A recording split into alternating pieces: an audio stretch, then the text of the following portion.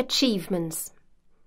In a trip venture game, the player can gain rewards for giving clever answers, finding hidden scenes, or achieving other objectives. He can also receive or even lose score points. As the author of a trip venture game, you're able to distribute these rewards across the game and customize them to your liking. In this video, we focus on the achievement part. When you want to define achievements, simply open the Rewards dialog by clicking the corresponding icon on the editor's top toolbar. As you can see, there are two sections, one for achievements and one for scores. Let's have a closer look at the achievements section for now. Every achievement belongs to an achievement class. The class is an arrangement of achievements that belong to the same objective. We create an achievement class by right-clicking the panel and choosing Add. Double-click the space next to the golden trophy to enter a key and a name for the achievement class.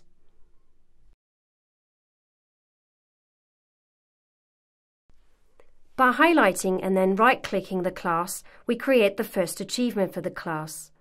We choose Add to do so. Double-click the space next to the silver trophy to enter a key and a name for the achievement.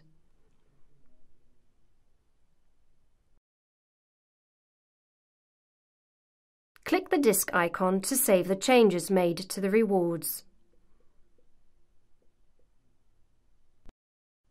We now want the player to gain the achievement for tapping the icon of the second scene element. Click the Interactions button. This time, instead of adding a new action, we take the opportunity to replace the old ones.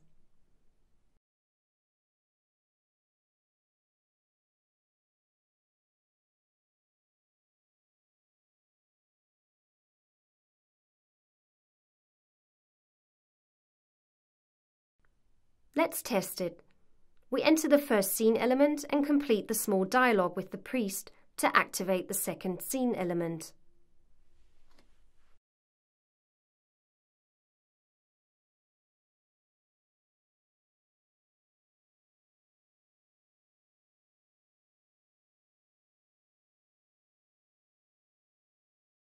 By touching the scene element, we can see that we have received the Stage 1 achievement. Achievements can look different from one another. To add graphics to an achievement, highlight the achievement and right-click it to open the context menu. Choose Media Container to open the dialog that allows us to define the graphics for the achievements. We drag an existing image file from the resource panel and drop it into the empty spaces. The graphic will be displayed in the main control panel as well as in the pop-up panel. The pop-up panel opens when the player clicks an achievement already gained. We'll look at this later. Activate the checkbox for the achievement class so that it shows in the main score panel. We'll be able to see what this is at a later stage. Every achievement contained in this class will be displayed now as soon as the player has received it. When we start the simulator now, we can already see a bar on top of the screen. The achievements already gained will be displayed there.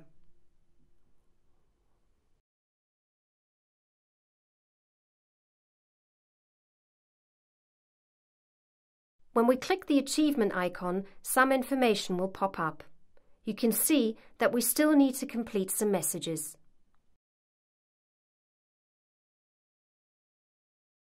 Let's do that now. You can add, delete and edit messages and languages in the window that opens when clicking on Language. Note that the key for the Badge 1 message must be spelt correctly. To test our changes immediately, we use the Game State panel to directly add the achievement. When we start the simulator now and win the achievement, the universal message is displayed correctly. We will now continue with the second message. It's the description of the achievement itself. You can add and edit that description in the Rewards dialog. Double-click the description column to enter a key and a short text. Don't forget to save the game model. As you can see, all messages are shown correctly now.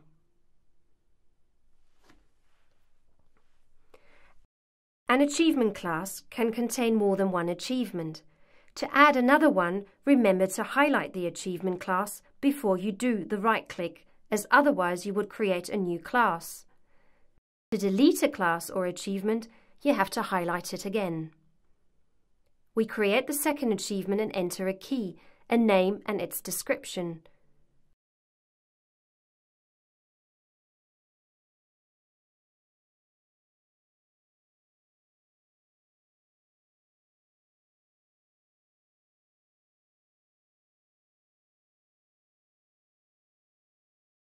Afterwards, we save the game model.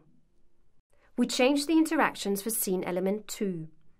We add to conditional actions. If the player already has the achievement stage 1, he receives the second achievement. If he does not have stage 1, he gains it for now. Mind the order of the conditions, otherwise both are added simultaneously first time round. Let's check if it already works.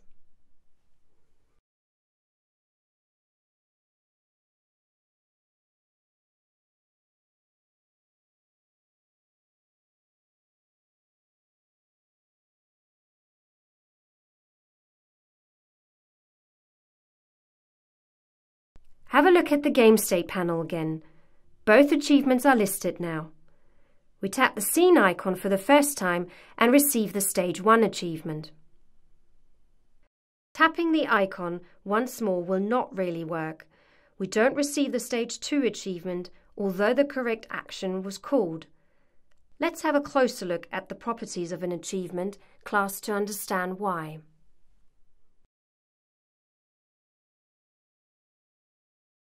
There is a checkbox called Collect. Achievements can behave in two ways when multiple achievements of a class are gained. They either are collected or replace each other, because they represent different levels of one objective. If they represent levels, you need to provide values for each achievement in order to indicate which level is higher and which is lower.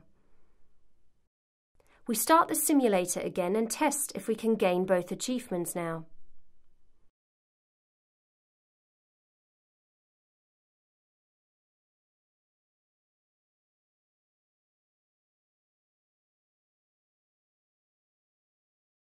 As you can see, the gameplay class achievement can now be collected and both show up in the panel on the screen.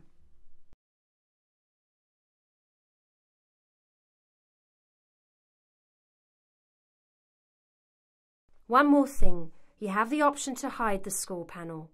Open the settings for the scene you want to hide the panel for and activate the checkbox Hide Score Panel. Save the scene. When we start the simulator now, we won't see the panel in this scene.